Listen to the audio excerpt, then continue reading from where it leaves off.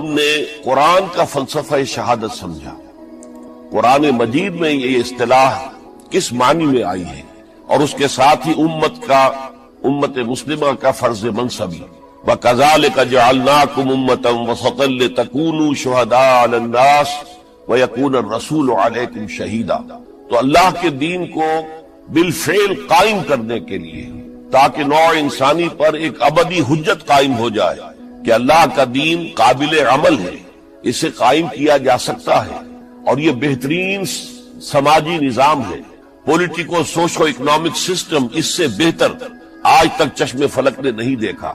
یہ حجت قائم کرنے کے لیے جن حضرات نے اپنی جانوں کا نذرانہ پیش کر دیا، گویا کہ وہ اللہ کے گواہ قرار پائے، ان کے لیے لفظ شہید استعمال کیا گیا۔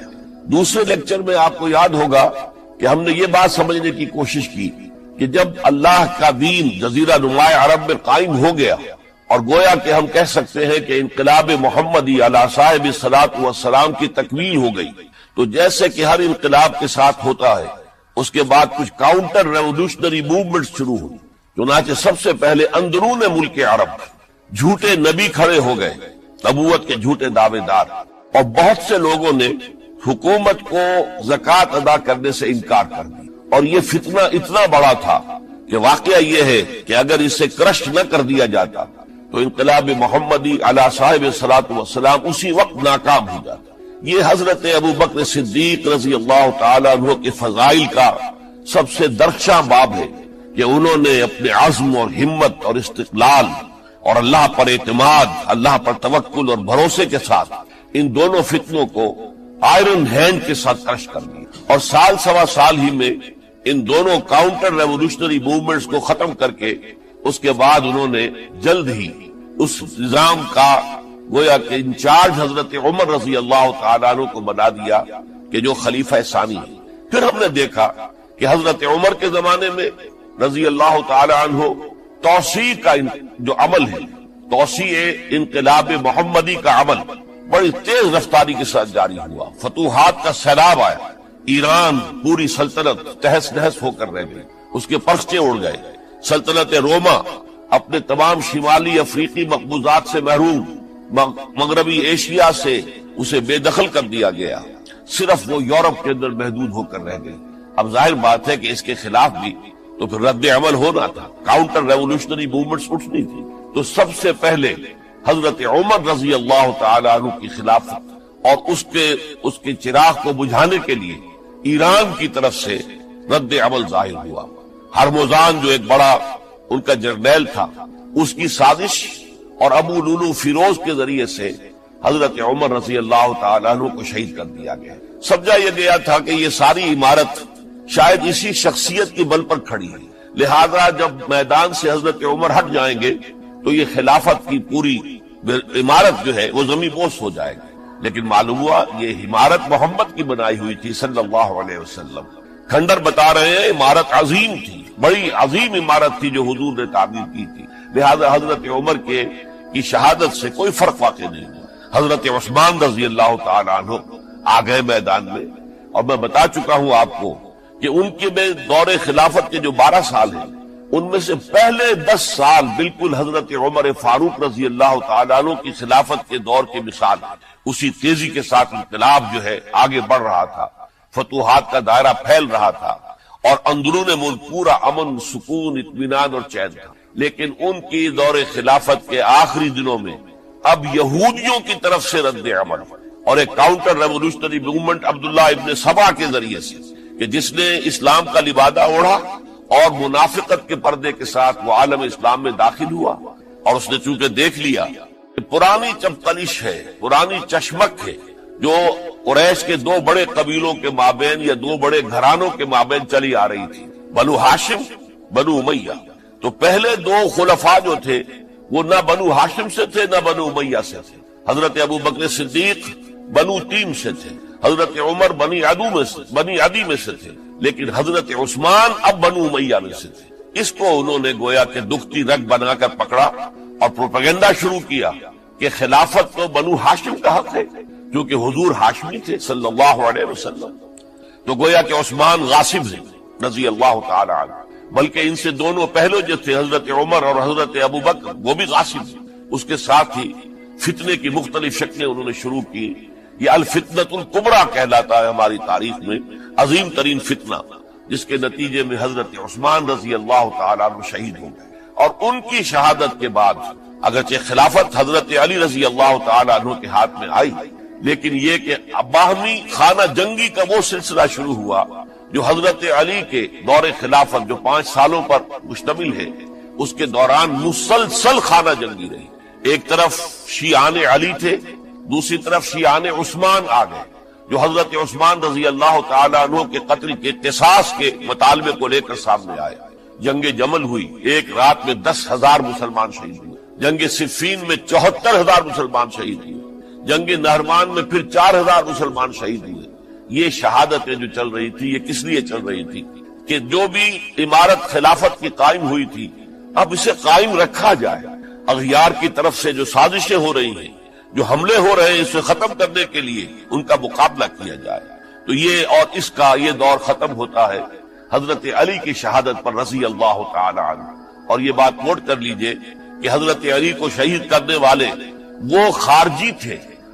عبد الرحمن ابن ملجم خارجی طبقے سے تعلق رکھتا تھا، جو پہلے حضرت علی کے لشکر کے شامل تھے، لیکن جب حضرت علی نے رضی اللہ تعالی عنہ تحکیم اور ثالثی کی تجویز قبول کر دی تو وہ ناراض ہو گئے کہ اللہ تعالیٰ ہی ہے حاکم اور حکم، ان الحکم الا للہ.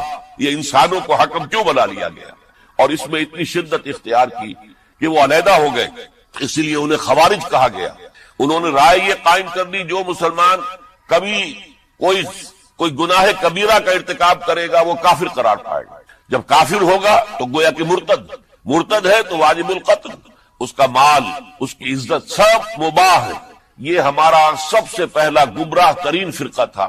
انہی میں سے 3 افراد نے بیٹھ کر اسکیم بنائی کہ یہ 3 افراد ایسے ہیں کہ جن کو اگر میدان سے ہٹا دیا جائے تو شاید مسلمانوں کی باہمی خانہ جنگی ختم ہو جائے اور مسلمان پھر کسی ایک خلیفہ پر راضی ہو جائیں. اور یہ تینوں کافر ہیں، معاذ اللہ ثم معاذ اللہ. حضرت علی کافر ہیں، ان کو قتل کرنے کی ذمہ داری عبد الرحمن ابن ملجم نے لی. حضرت معاویہ قاتل ہیں، ان کے لیے کسی اور کو اسائن کیا گیا. عمرو بن العاص قاسم ہیں، ان کے لیے کسی اور کو اسائنمنٹ دی گئی.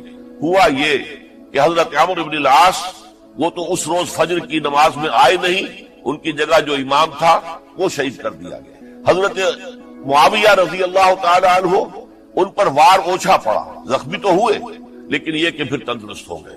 حضرت علی رضی اللہ تعالی عنہ پر بہت کاری وار ہوا اور حضرت علی رضی اللہ تعالی عنہ کی شہادت سن 35 ہجری میں ہوگی. یہ جو خلافت راشدہ کا اختتام یا تو سن 35 ہجری میں حضرت علی کی شہادت سے سمجھا جائے گا، یا میری ذاتی رائے ہے کہ نہیں، اس میں حضرت حسن کا دور خلافت بھی شامل ہونا چاہیے. حضرت حسن کو کسی نے نامزد نہیں کیا تھا، نہ انہوں نے اپنی امیدواری کے ساتھ اپنے طاقت کے بل پر خلافت حاصل کی تھی، بلکہ حضرت علی سے جب یہ کہا گیا تھا کہ کیا ہم آپ کے بیٹے حسن کے ہاتھ پر بیعت کر لیں، تو انہوں نے فرمایا تھا کہ میں نہ تمہیں روکتا ہوں نہ حکم دیتا ہوں، یہ تمہارا معاملہ ہے، تم جسے مناسب سمجھو اس کے ہاتھ پر بیعت کر لو. حضرت حسن رضی اللہ تعالیٰ عنہ نے جن کے ہاتھ پر جو بیعت ہوئی، اب معاملہ یہ ہو گیا کہ امیر معاویہ رضی اللہ تعالی عنہ وہ ایک لشکر لے کر شام سے چلے. حضرت حسن 50,000 آدمیوں کے ساتھ ادھر سے نکلے، لیکن یہ ہے کہ انہیں محسوس ہو گیا تھا کہ میرے ساتھیوں میں ایسا فسادی عنصر بھی موجود ہے جو عبداللہ ابن سبا کے ساتھیوں میں سے، کہ وہ کسی اچھے کام کو پسند نہیں کرتا. لہذا انہوں نے پھر صلح کی پیشکش کی. حضرت معاویہ کو پیغام بھیجا کہ میں مصالحت چاہتا ہوں، بتائیے شرائط کیا ہے. حضرت معاویہ نے بلینک پیپر بھیج دیا، سادہ کاغذ، کہ آپ جو شرائط چاہیں اس پر لکھ دیں، وہ مجھے قبول ہو. حضرت حسن نے رضی اللہ تعالیٰ عنہ شرائط لکھ دی، حضرت معاویہ نے قبول کر لی، تو حضرت حسن دستبردار ہو گئے خلافت کے دعوے سے. اور اس کے بعد پھر حضرت امیر معاویہ کی خلافت کی بیعت کی گئی. اس سے پہلے انہوں نے خلافت کی بیعت نہیں لی. یہ ہے سن 41 ہجری، اور اسے عام الجماع کہا جاتا ہے، یعنی یہ اختتام ہے مسلمانوں کی خانہ جنگی کے دور کا. پھر جمعیت ایک ہو گئی، پھر عالم اسلام متحد ہو گیا. اب پورا کا پورا عالم اسلام حضرت امیر معاویہ کی زیر خلافت. اور حضرت امیر معاویہ کون ہے؟ وہ خود ایک صحابی رسول ہے، جلیل القدر صحابی رسول ہے، اور آپ کو میں نے کل بھی بتایا تھا کہ حضرت معاویہ رضی اللہ تعالیٰ عنہ کی ایک ہمشیرہ ام حبیبہ رضی اللہ تعالیٰ عنہ حضور کے ازواج مطہرات میں سے ہیں، تو حضور کے گویا کے برادر نسبت ہی ہوئے۔ جو چند لوگ جو وحی کے لکھنے پر جو کاتبین وحی جو حضور نے مقرر کیے تھے، ان میں سے ایک حضرت معاویہ بھی ہے۔ پھر حضرت معاویہ کے لیے حضور کی دعا ہمیں ملتی ہے، اللہم اجعلہ ہادیا مہدیا، اے اللہ اسے ہادی ہدایت دینے والا بنا دے اور مہدی بنا دے جو ہدایت یافتہ ہو۔ تو یہ ان کی شان ہے۔ اور پھر یہ کہ ان کے زمانے میں جب عالم اسلام متحد ہو گیا، داخلی خلفشار ختم ہو گیا، تو فتوحات کا سلسلہ بھی دوبارہ جاری ہو گیا۔ حضرت علی رضی اللہ تعالیٰ عنہ کے 5 سالہ دور خلافت میں کوئی توسیع نہیں ہو سکی تھی دارالاسلام کی، کوئی مزید علاقے جو ہیں سلطنت اسلامی میں شامل نہیں کیے جا سکے تھے، اس لیے کہ سارا معاملہ تو داخلی خلفشار کا تھا۔ جو خانہ جنگی ہو رہی تھی، ایک دوسرے کی تیروں اور تلواروں اور نیزوں سے 1 لاکھ کے قریب مسلمان ختم ہو گئے تھے، تو اندر سے گویا کہ موشن ٹوٹ گیا اس سیلاب کا۔ تو سیلاب پھر دوبارہ جب امت جمع ہو گئی عام الجماع کے بعد، تو حضرت معاویہ رضی اللہ تعالیٰ عنہ ان کا دور خلافت اب 20 برس ہے، اندازہ کیجیے، یہ پورے 20 برس کوئی اندرونی خلفشار نہیں ہوا، کوئی جھگڑا نہیں ہوا، کوئی فساد نہیں ہوا، بلکہ جو فتوحات کا دائرہ تھا شروع ہو گیا۔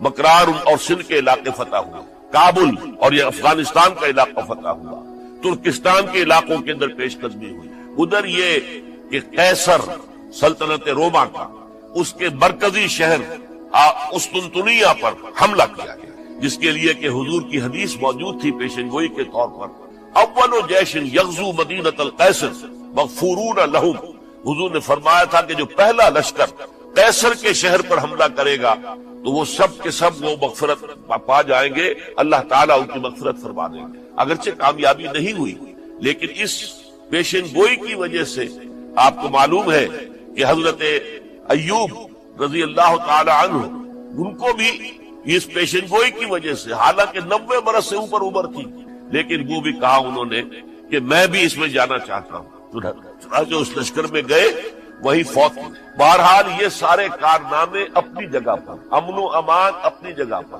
اس کے باوجود اہل سنت والجماعت حضرت معاویہ کے دور خلافت کو خلافت راشدہ میں شامل نہیں سمجھتے۔ اس کی وجہ کیا ہے؟ خلافت راشدہ کی شرط اولین قرآن مجید کے حکم کے مطابق امرہم شورا بینہم، مسلمانوں کے باہمی معاملات باہمی مشورے سے طے پاتے ہیں۔ حضرت ابوبکر صدیق رضی اللہ تعالیٰ عنہ سقیفہ بنی سعدہ کے اندر مشورے کے بعد ان کو منتخب کیا گیا اور ان کے ہاتھ میں بیعت ہوئی۔ حضرت عمر رضی اللہ تعالیٰ عنہ کو حضرت ابوبکر نے مسلمانوں سے مشورہ کر کے پھر نامزد کی۔ حضرت عثمان کے لیے حضرت عمر رضی اللہ تعالیٰ عنہ نے اپنے جانشین کے لیے 6 افراد پر مشتمل کمیٹی بنا دی، جو بڑے سے بڑے جو اصحاب جو جن کے بارے میں کہا گیا ہے کہ جن کو دنیا ہی میں بشارت دے دی گئی تھی، جو عشرہ مبشرہ میں سے جو باقی تھے، ان کے اوپر مشتمل کمیٹی بنا دی کہ آپ لوگ طے کر لیں اور اپنے کسی ایک پر جمع ہو جائیں۔ اس اعتبار سے حضرت علی کے ہاتھ پر بھی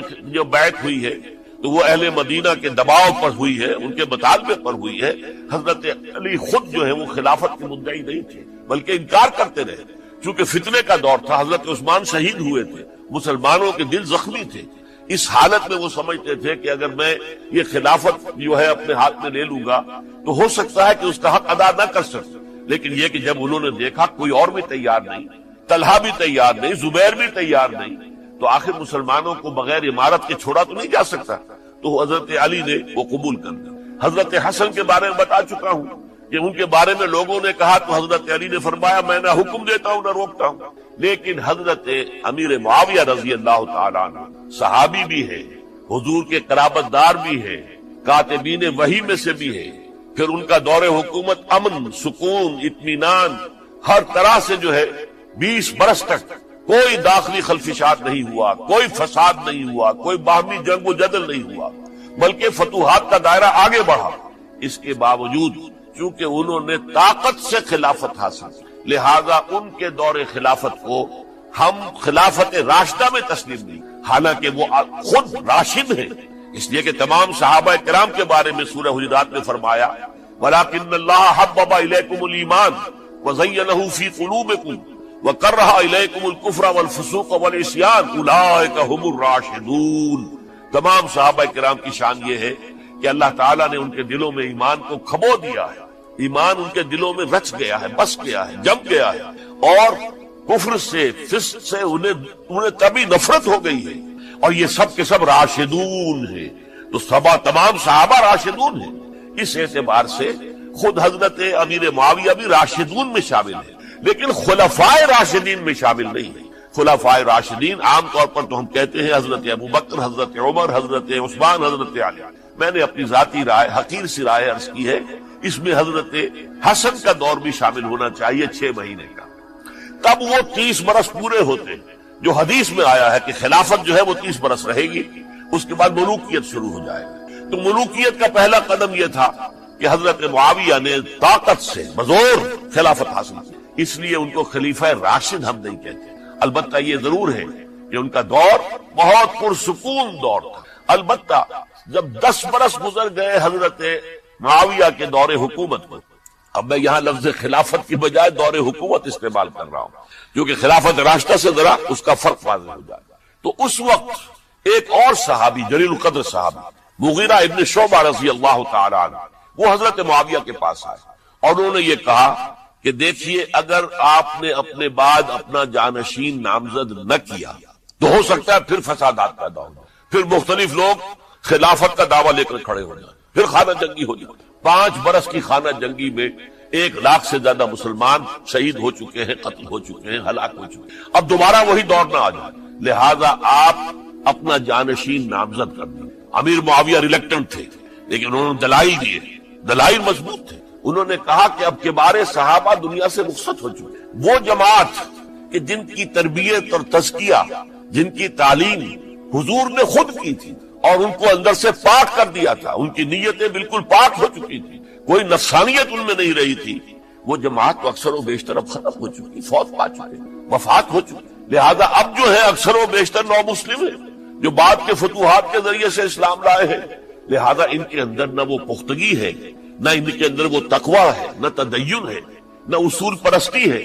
اسلام کی پوری تعلیمات جو ہیں وہ ان کے وجود کے اندر، ان کے شعور کے اندر گہری اتری ہوئی نہیں ہے، لہذا اب صورتحال وہ نہیں رہ سکے گی جو حضرت ابوبکر یا حضرت عمر یا حضرت عثمان یا حضرت علی کے زمانے میں تھی، لہذا آپ نامزد کی۔ یہ بھی بتا دوں کہ مغیرہ ابن شعبہ کون تھے رضی اللہ تعالی عنہ۔ نمبر 1 یہ کہ یہ اصحاب شجرہ میں شامل ہیں، جن 1400 یا 1800 افراد نے حضور سے بیعت کی تھی صلح حدیبیہ سے متصل القبر، اس درخت کے نیچے بیٹھ کر جس کے بارے میں سورہ فتح میں فرمایا گیا کہ لقد رضی اللہ عن المؤمنین اذ یبایعونک تحت الشجرہ، اللہ ان تمام اہل ایمان سے راضی ہو گیا جو ہے نبی صلی اللہ علیہ وسلم آپ کے دست مبارک پر بیعت کر رہے تھے اس درخت کے نیچے، ان میں سے موجود، ان میں یہ مغیرہ ابن شعبہ ہے۔ پھر مغیرہ ابن شعبہ وہ ہے کہ حضرت علی اور امیر معاویہ ان کے درمیان جو خانہ جنگی ہوئی اس میں ہمیشہ حضرت علی کے ساتھ رہے، حضرت علی کے ہی وہ سپورٹر تھے، ان کے ساتھ۔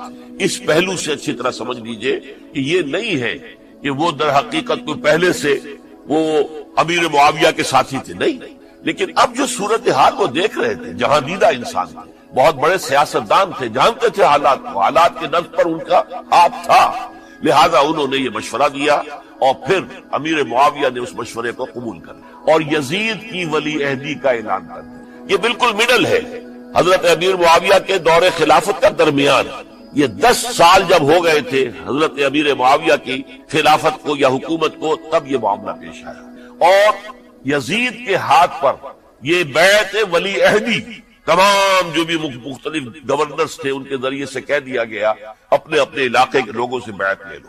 یہ بیعت عام طور پر لوگوں نے کر لی، البتہ 5 شخصیتیں جو بہت نمایاں تھیں انہوں نے اس بیعت سے انکار کیا۔ ان میں کون تھے ذرا نوٹ کیجئے۔ حضرت ابوبکر فوت ہو چکے، ان کے بیٹے عبد الرحمن ابن ابی بکر۔ حضرت عمر فوت ہو چکے، ان کے بیٹے عبداللہ ابن عمر۔ حضرت زبیر فوت ہو چکے، ان کے بیٹے عبداللہ ابن زبیر۔ حضرت عباس فوت ہو چکے، ان کے بیٹے عبداللہ ابن عباس۔ حضرت علی شہید ہو چکے، ان کے بیٹے حسین ابن علی رضی اللہ تعالی عنہم اجمعین۔ یہ 5 جو امت کے بہت بڑے 5 افراد کے گویا کے وہ چشم و چراغ تھے ان گھرانوں کے، انہوں نے انکار کیا اور ان میں خاص طور پر عبد الرحمن ابن ابی بکر نے یہ جملہ کہا کہ تم چاہتے ہو کہ قیصر و کسریٰ کی سنت پر عمل کرو کہ باپ کے بعد بیٹا حاکم بن جائے. یعنی ایک قدم تو خلافت کا نظام پہلے ہی نیچے اتر چکا. مشاورت سے تو حضرت امیر معاویہ کا بھی جو نسب ہوا ہے وہ مشاورت سے نہیں ہوا. ایک درجے میں وہ جو اللہ تعالیٰ کے رسول نے عمارت بنائی تھی شاندار، اس خلافت کا جو سیاسی نظام تھا، اس میں ایک تو کڑی آ چکی زوال کی کہ ایک شخص نے طاقت کے ذریعے سے خلافت حاصل.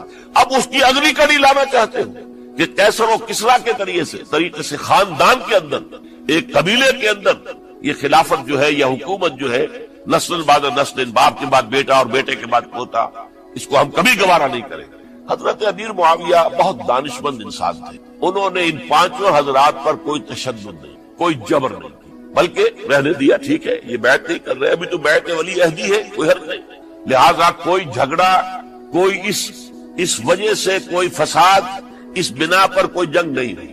10 سال گزر گئے، یعنی 10 سال تک یزید ولی عہد رہا ہے. 10 سال تک. اور اس سوائے ان 5 بڑی شخصیتوں کے جو پوری امت تھی، عوام الناس تھے، ان سب نے اسے قبول کیا. یہ صورتحال اب جب پیدا ہوئی جب حضرت امیر معاویہ کا انتقال ہوا، یہ سن 60 ہجری ہے. اب سوال پیدا ہوا کہ وہ ولی عہدی کی بیعت اب بیعت خلافت میں منتقل ہو جائے گا. لہذا پھر یہ ہوا کہ سب لوگوں سے، سب گورنروں کو لکھ دیا گیا تمام صوبوں کے اندر کہ اپنے اپنے لوگوں سے بیعت لے لو. ظاہر بات ہے کہ وہاں کوئی ریفرنڈم نہیں ہوتا تھا، کوئی ووٹ نہیں ہوتے تھے کہ اس کی پرچیاں ڈالی جا رہی ہوں، ایک ایک شخص سے رائے لینا نہیں ہوتی تھی، بلکہ اس وقت کی جمہوریت یہ تھی اور شورائیت یہ تھی کہ ڈفرنٹ کلینز ہیں، ڈفرنٹ فیملیز ہیں، ڈفرنٹ ٹرائبز ہیں، ان کے سردار، ان کے بڑے لوگ، ان کے اہم لوگ بیعت کر لیں تو گویا کہ سب کی بیعت ہو گئی. وہ ایک قبائلی نظام تھا اور اس میں یہ نہیں تھا نظام کے ووٹ بنے ہوئے ہوں اور اس کی پرچیاں ڈالی جا رہی ہوں. تو تمام عالم اسلام نے گویا کہ بیعت قبول کر لی اب یزید کی بحیثیت خلیفہ. اب وہ جو 5 آدمی تھے ان میں سے ایک فوت ہو چکے تھے، حضرت عبد الرحمن ابن ابی بکر رضی اللہ تعالی عنہما، دونوں فوت ہوئے، لیکن باقی 4 رہ گئے. ان 4 کو نوٹ کیجئے، اور یہ بڑا سینسٹیو ایشو ہے جس پر میں اب گفتگو کر رہا ہوں. ان 4 میں کون ہیں؟ عبداللہ ابن عباس، عمر میں سب سے بڑے وہ ہیں، اور ان کی شان یہ ہے کہ انہیں حبر الامہ کہا گیا ہے، امت کے سب سے بڑے عالم، اور قرآن مجید کے وہ سب سے پہلے مفسر ہیں. اصل جو جتنی بھی تفسیری روایات ہمیں ملتی ہے حضرت عبداللہ ابن عباس کے شاگردوں سے، تابعین سے، لہذا ان کا بہت اونچا مقام. حضرت عبداللہ ابن عمر، ان کا مقام بھی آپ کو معلوم ہے، حدیثوں کی کتنی بڑی تعداد ہے جو عبداللہ ابن عمر سے مروی ہے، اور اس کو سلسلۃ الذہب کی پہلی کڑی کہا جاتا ہے. روایت حدیث میں جو سنہری زنجیر ہے اس کا آغاز حضرت عبداللہ ابن عمر ہے. ایک طرف یہ دونوں ہو گئے، ان دونوں کی رائے کیا ہوئی؟ اگرچہ کام غلط ہوا ہے، یہ اس طریقے سے قیصر و کسریٰ کی روایت پر عمل کرنا غلط، لیکن یہ اتنی بڑی غلطی نہیں ہے کہ اس کی وجہ سے باہمی جنگ و جدال ہو، خوریزی ہو، ایک دوسرے کی گردنیں کاٹی جائیں اور فتنہ و فساد پیدا کر دیا جائے. لہذا انہوں نے یزید کی بیعت کر لی. 2 حضرات رہ گئے، یہ نسبتاً نوجوان ہیں. ان دونوں کی پیدائش ہجرت کے بعد ہوئی. ہجرت کے بعد پہلا بچہ جو مہاجرین میں پیدا ہوا ہے وہ عبداللہ ابن زبیر ہے. بلکہ کچھ عرصے تک مہاجرین میں جب کوئی پیدائش نہیں ہوئی تو وہ مکے مدینہ کے منافقین نے کہنا شروع کر دیا تھا کہ یہ یہاں کے کمزور ہو گئے، نامرد ہو گئے، ان کی اولاد اب چلے گی نہیں. تو عبداللہ ابن زبیر جب پیدا ہوئے، اور آپ کو معلوم ہونا چاہیے وہ حضرت ابو بکر صدیق کے نواسے ہیں، حضرت عائشہ صدیقہ کی ہمشیرہ حضرت اسماء کے بیٹے ہیں عبداللہ ابن زبیر. اور زبیر بہت شجاع، بہت ہی بہادر انسان تھا. تو عبداللہ ابن زبیر کے اندر بھی وہی کیفیات تھی. انہوں نے کہا نہیں، اس غلطی کو ہم برداشت نہیں کریں گے. خونریزی ہوتی ہے تو ہو، لیکن ہم اسلامی نظام کو نیچے اترتا ہوا نہیں دیکھ سکتے. جیسے کبھی حضرت ابو بکر نے فرمایا تھا ایبدل الدین وانا حی، کیا دین میں ترمیم اور تنسیخ کر دی جائے گی؟ دین کو بدل دیا جائے گا، دین میں تحریف کر دی جائے گی جبکہ میں ابھی زندہ ہوں؟ میں جیتے جی یہ نہیں ہونے دوں. حضرت عبداللہ ابن زبیر کی یہ رائے ہوئی، وی ہیو ٹو چیلنج، ہم مقابلہ کریں گے، ہم اسے پیسیولی قبول نہیں کریں. انہوں نے بیعت سے انکار کیا اور مدینہ چھوڑ کر مکے جا کر حرم کے اندر پناہ گزین ہو گئے. یہی معاملہ حضرت حسین ابن علی رضی اللہ تعالی عنہما کا تھا. وہ بھی نہایت شجاع، نہایت جری، نہایت بہادر، انہوں نے بھی کہا کہ یہ غلط قیصر و کسریٰ کی روایت جو شروع ہو رہی ہے اسے ہم نے ریزسٹ کرنا ہے اور اسے ہم آگے نہیں چلنا۔ ان پر بھی جب دباؤ ڈالا گیا کہ بیعت کرو تو وہ کچھ وقت مان کر کہ دیکھیے میں ایسا شخص نہیں ہوں کہ تنہائی میں علیحدہ کمرے میں بیٹھ کر بیعت کروں، جب عمومی بیعت لوگے تم سب سے تو میں بھی آ جاؤں گا، اس وقت لوگ فیصلہ کریں گے۔ تو بس اس وجہ سے پھر وہ گورنر جو تھا اس وقت مدینے کا، اس سے اجازت لے کر آ گئے اور راتوں رات وہاں سے نکل کر وہ بھی مکے پہنچ۔ تو اب یہ چار جو ہے دو گروہوں میں تقسیم ہو گئے، 2+2۔ دو کی رائے یہ ہوئی کہ بات غلط ہے لیکن اس کی بنا پر خونریزی، جنگ و جدال، جنگ آپس میں خونریزی کرنا یہ صحیح نہیں، بلکہ مصلحت اس میں ہے کہ اس کو قبول کرنا۔ پھر اللہ تعالیٰ کو بہتر حالات پیدا کرے گا اس کے ذریعے سے، تعلیم کے ذریعے، تلقین کے ذریعے سے۔ جیسے نبی اکرم صلی اللہ علیہ وسلم نے اتنا عظیم انقلاب برپا کیا تھا، ہم کوشش کریں گے کہ نظام حکومت کی اصلاح ہو جائے، لیکن اس وقت اگر ہم اڑ گئے تو پھر گویا کہ خونریزی اور فساد اور باہمی جو جنگ ہے وہ شروع ہو جائے گا۔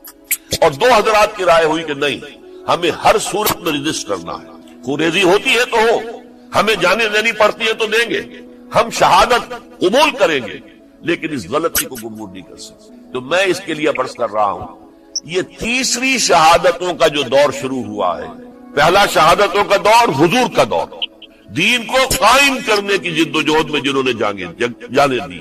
دوسرا دور اس دین کے خلاف جو کاؤنٹر ریولوشنری موومنٹس آئی ہیں ان کو رفع کرنے کے لیے جانے دینا۔ ہزاروں صحابہ کی جانیں اس میں بھی گئی ہیں، وہ سیلمہ ابن کذاب ہو یا مانعین زکوٰۃ ہو، ان کے خلاف جو جہاد ہوا۔ پھر ظاہر بات ہے کہ حضرت عثمان رضی اللہ تعالیٰ عنہ کے بعد جو فساد ہوا، وہ شہادتیں کیا تھی؟ اس دین کے نظام کو قائم رکھنے کے لیے انٹیکٹ رہے، دشمن اس کے اندر رکھنے ڈالنے میں کامیاب نہ ہو۔ اب تیسرا دور وہ آ رہا ہے کہ جبکہ داخلی طور پر اس نظام خلافت کے اندر زوال شروع ہو رہا ہے، اس زوال کو روکنے کے لیے کہ وہ اپنی اصل جو خلافت کا نظام اللہ نے اور اس کے رسول نے دیا ہے اس کی بنیاد پر قائم رہے، لہذا ہم ریزسٹ کریں گے اس تبدیلی کو اور میدان میں آ کر مقابلہ کریں۔ یہ حضرت عبداللہ ابن زبیر رضی اللہ تعالی عنہما اور حسین ابن علی رضی اللہ تعالی عنہما، اب ان دونوں میں ایک اختلاف ہے۔ حضرت عبداللہ ابن زبیر کی رائے یہ تھی کہ یہ مکہ ہے، یہ اللہ کا گھر ہے، یہ حرم ہے اور یہاں کے لوگ بہت سے برے اثرات سے ابھی تک بچے ہوئے ہیں، پاک ہیں، لہذا ہمیں یہاں رہنا چاہیے۔ اس کو مرکز بنا کر، ظاہر بات ہے اسی مکے سے محمد الرسول اللہ صلی اللہ علیہ وسلم نے دعوت شروع کی تھی، وہیں سے وہ پھیل کر جو ہے ایک عظیم انقلاب کی شکل اس نے اختیار کی تھی، ایک عظیم مملکت جو ہے حضور چھوڑ کر گئے تھے۔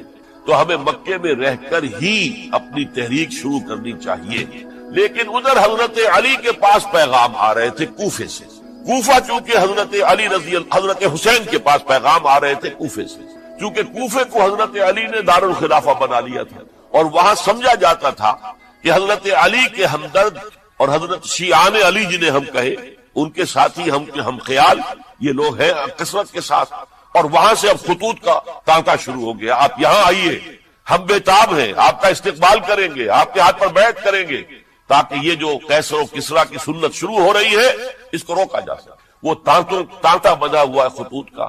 تو حضرت حسین رضی اللہ تعالیٰ عنہ نے فیصلہ کر لیا کہ میں کوفے جاؤں گا۔ حضرت زبیر روکتے رہ گئے کہ نہیں، کوفیوں پر اعتماد نہ کی، یہ زبانی کلامی ساتھ دیتے ہیں، جب ڈنڈا چلتا ہے تو پھر یہ ہٹ جاتے ہیں میدان سے، ان پر اعتماد نہ کریں آپ، لہذا یہی مکے میں رہیے اور ہم دونوں مل کر ایک بڑی طاقت بن جائے گا، اور یہ مکہ جو ہے ہمارے لیے حصار ہے، یہ ہمارے لیے پناہ گاہ ہے، یہاں سے اس دعوت کا آغاز کیا جائے۔ اب یہ افسوس ہے، اس سے اللہ کی مشیت سمجھا جائے، اللہ کی مرضی ہے، جو کچھ ہوتا ہے وہ تو باذن رب ہوتا ہے، اللہ اپنی مصلحتوں سے ہم سے زیادہ واقف ہے، ہم تو نہیں سمجھ سکتے۔ حضرت حسین نے فیصلہ کیا اور ڈٹ گئے اس فیصلے سے کہ میں کوفے جاؤں گا۔ اب یہ بھی بات قرآن مجید میں آیا ہے، حضور سے خطاب کر کے فرمایا گیا فَإِذَا عَزَمْتَ فَتَوَكَّلْ عَلَى اللَّهِ، جب ایک مرتبہ آپ ایک ارادہ کر لیں تو پھر اللہ پر توکل کی، پھر یہ نہیں کہ کبھی آگے کبھی پیچھے جاؤں یا نہ جاؤں، یہ نہیں، یہ تردد یہ نہیں، بلکہ یہ کہ فیصلہ کر کے ڈٹ جائیے، اس لیے کہ جو بھی نتیجہ ہے وہ تو اللہ کے ہاتھ میں ہے، لہذا اللہ پر توکل کیجیے۔ فَإِذَا عَزَمْتَ فَتَوَكَّلْ عَلَى اللَّهِ، لہذا سب نے سمجھایا حضرت حسین کو کہ آپ کوفے نہ جائیں۔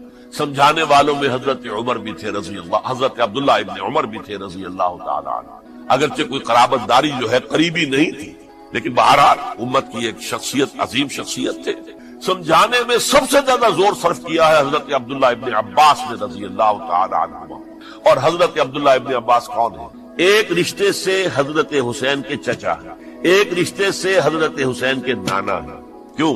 حضرت علی اور حضرت عبداللہ ابن عباس چچا زاد بھائی ہیں، عباس کے بیٹے، ابو طالب کے بیٹے، عباس اور ابو طالب بھائی ہیں۔ تو یہ فرسٹ کزن تھے حضرت علی اور عبداللہ ابن عباس رضی اللہ تعالی عنہ۔ لہذا انہوں نے جب کہا تو گویا کہ ایک چچا، ایک بزرگ سمجھا رہا، اور دوسرے رشتے سے حضور نانا تھے حضرت حسین کے، اور حضور بھی کزن تھے حضرت عبداللہ ابن عباس، چچا زاد بھائی۔ اس حوالے سے سمجھ لیجئے کہ حضور کے کزن نانا کے درجے میں آ گئے۔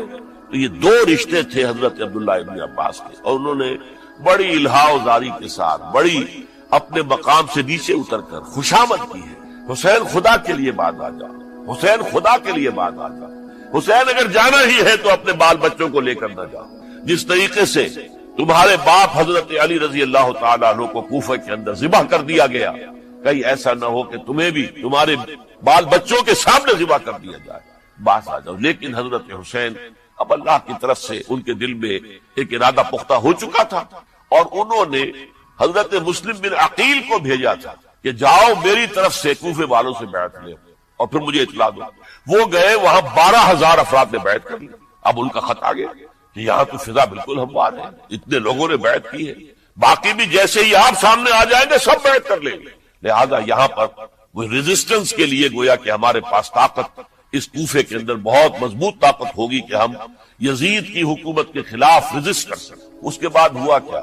یزید نے عبید اللہ ابن زیاد کو گورنر بنا کر بھیج دیا۔ یہ شخص تھا بہت ڈنڈا چلانے والا، اس نے سختیاں شروع کی تو بہت سے لوگ اس بیعت سے قائم ہوئے، لیکن مسلم بن عقیل وہ میدان میں آئے اور ان کے ساتھ ہزاروں آدمی آ گئے جنہوں نے بیعت کی تھی، ابھی تک بیعت پر قائم تھے، اور انہوں نے گورنر کے گھر کا گھیراؤ کیا۔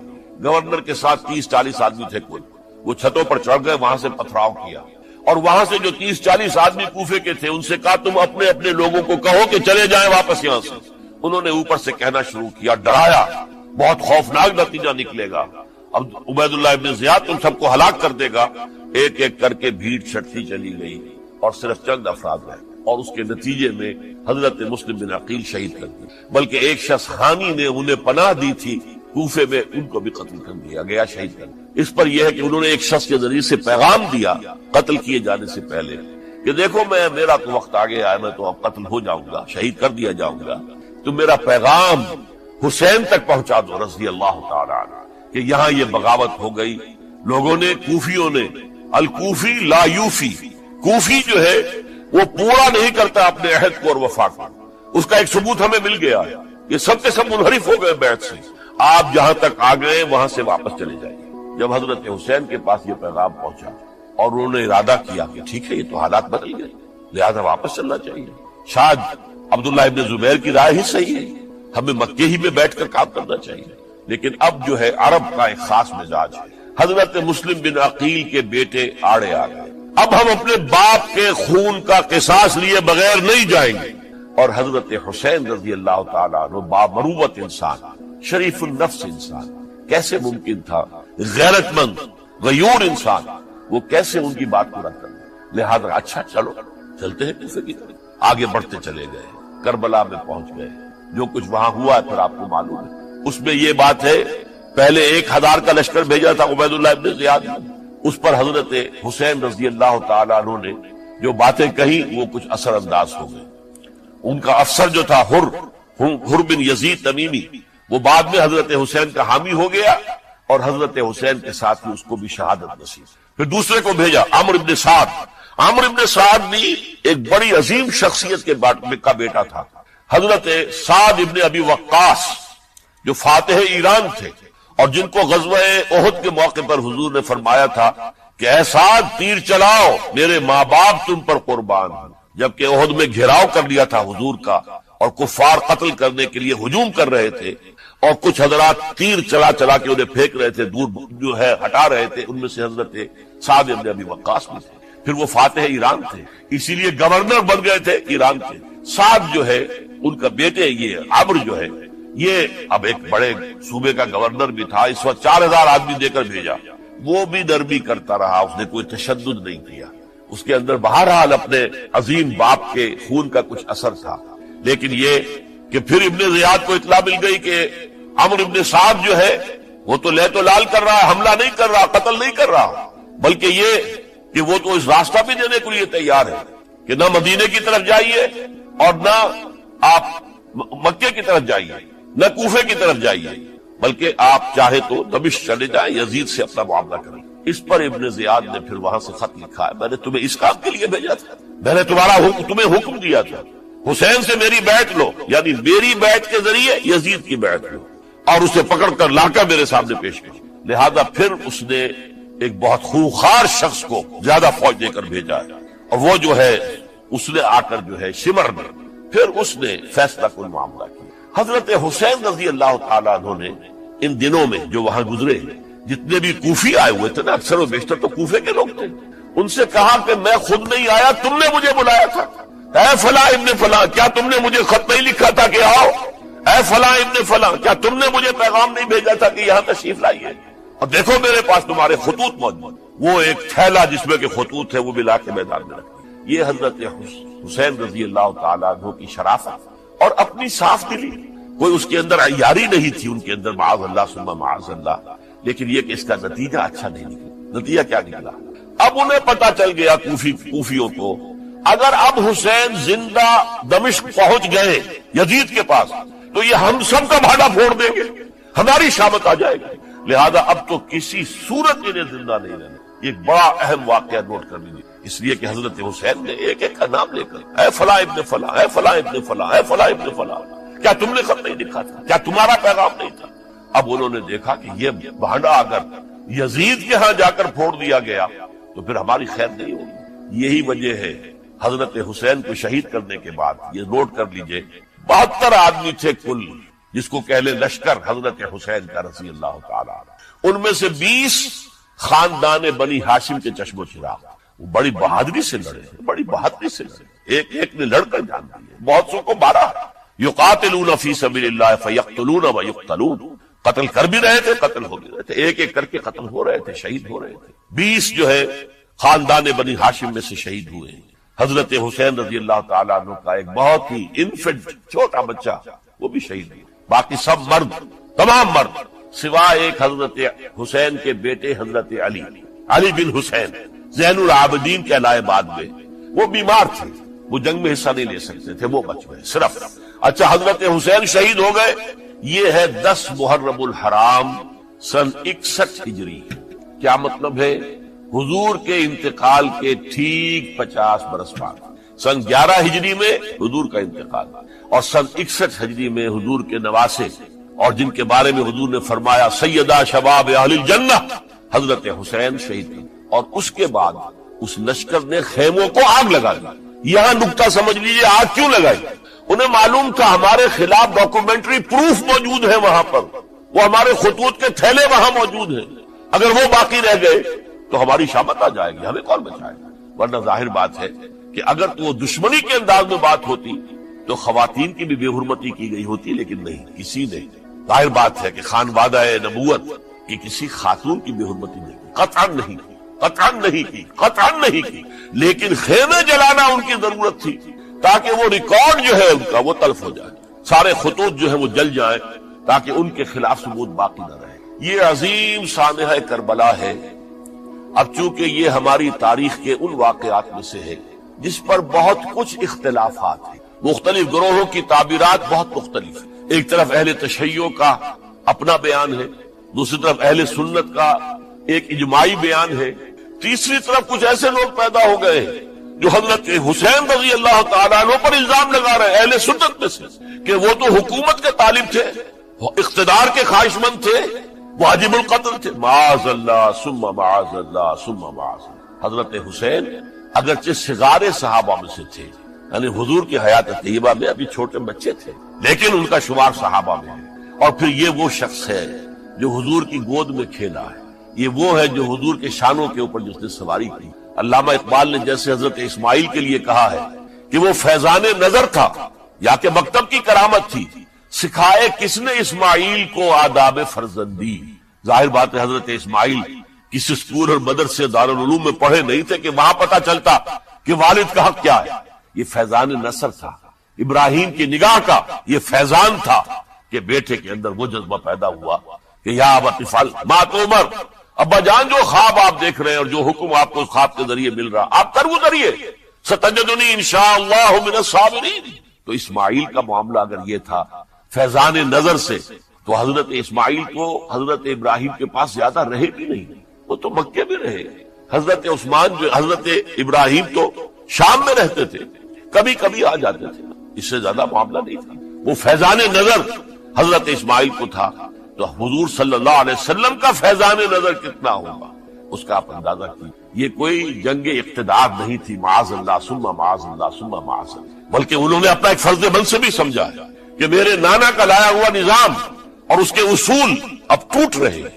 جیسے حضرت ابو بکر کا قول میں نے آج بھی آپ کو سنایا، ایبدل الدین وانا حی، کیا دین میں ترمیم اور تنسیخ کی جائے گی؟ دین کی باتوں کو بدل دیا جائے گا جبکہ میں ابھی زندہ ہوں؟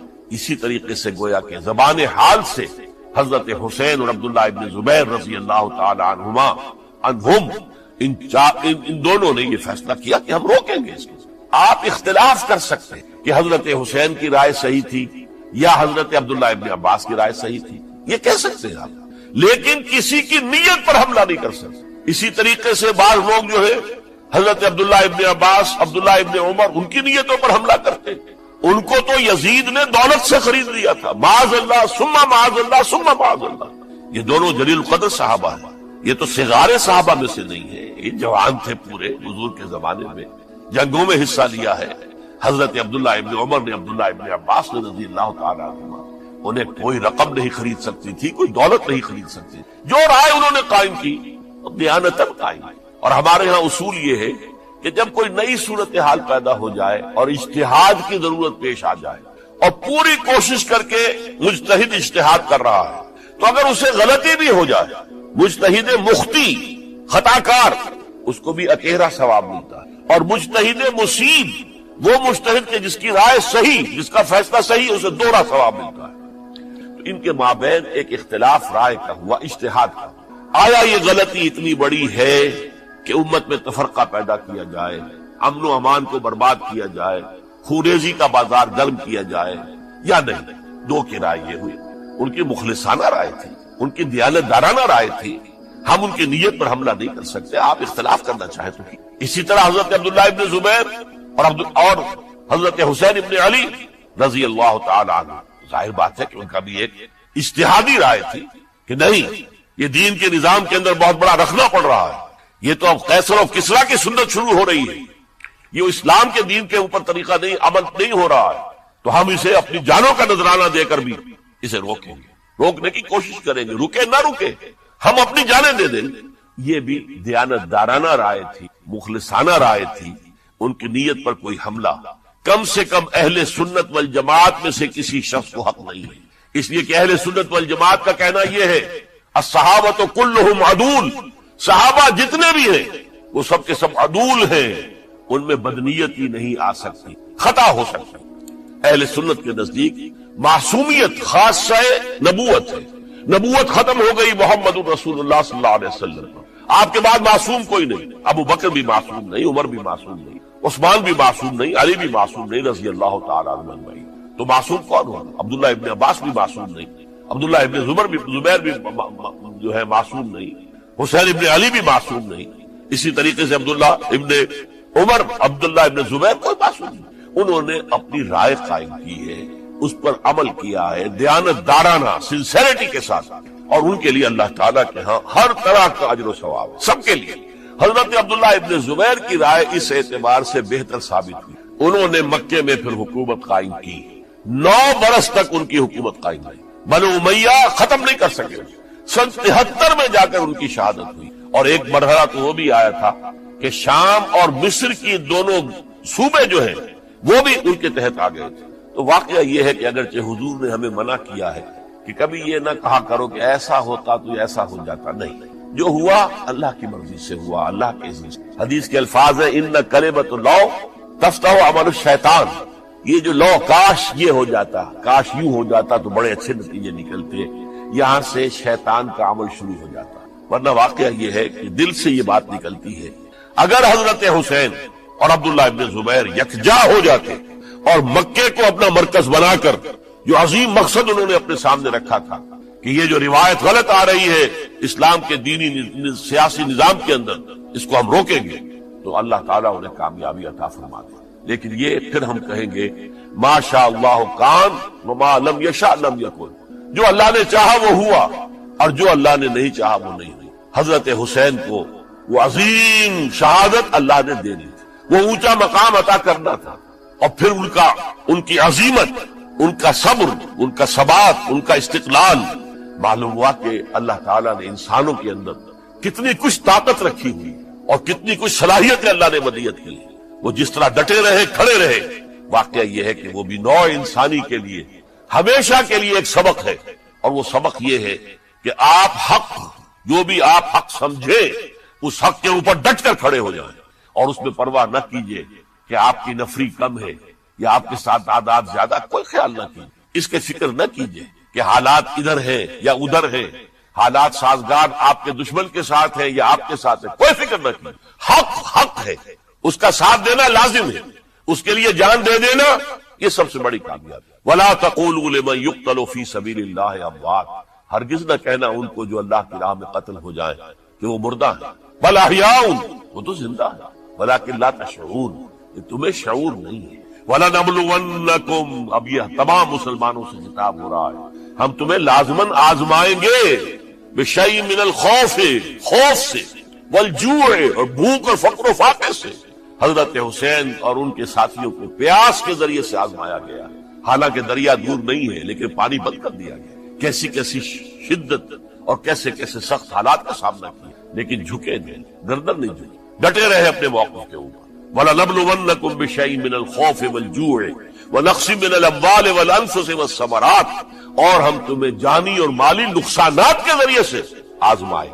وَبَشِّرِ الصَّابِرِينَ، اور اے نبی بشارت دے دیجئے صبر کرنے والوں، الَّذِينَ إِذَا أَصَابَتْهُمْ مُصِيبَةٌ، وہ کہ جن کو اگر کوئی مصیبت آئے، ان پر نازل ہو جائے، قالوا، تو وہ کہیں گے انا للہ وانا الیہ راجعون، ہم اللہ ہی کے ہیں، اللہ ہی کی طرف ہمیں لوٹ جانا ہے۔